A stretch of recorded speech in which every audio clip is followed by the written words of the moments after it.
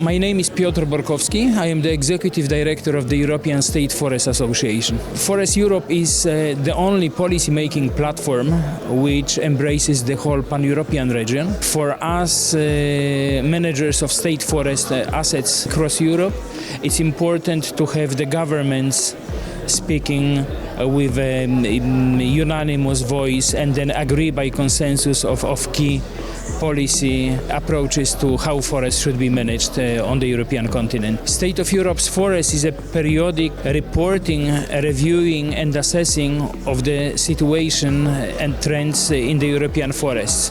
As forest managers, we have to rely to information we can collect on forests to be able to, accordingly to this information, to the situation in the field, adjust silvicultural practices. State of Europe's forest is a tool to support policy making at EU level, so then this is indeed for those who develop new policies or make the assessment of the current policies in use. That's why to be reliable and to be able to also progress for the future with new objectives on how to develop forest policies, they need to refer to the data, and this State of Europe Forest provides this information.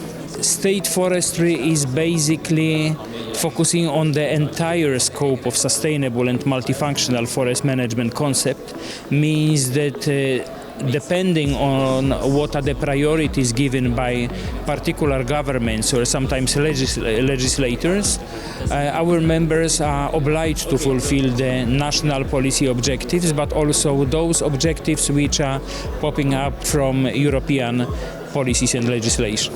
I believe that the best actually to illustrate what are the achievements of state forestry would be to go to the field and see how state forests are being managed. Of course, in different countries we have different biogeographical conditions. Forests are also under the stress of different factors, so we cannot compare equally the situation in Finnish forests, for example, to the situation of Hungarian forests, which are under the stress of drought.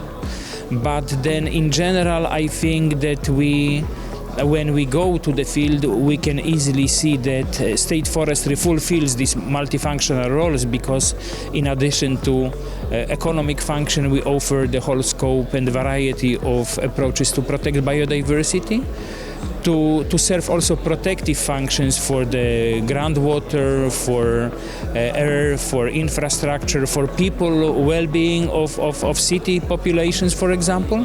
But also we do go to other services expected by the societies, like free access to forests, mushroom picking, berries picking, tourism.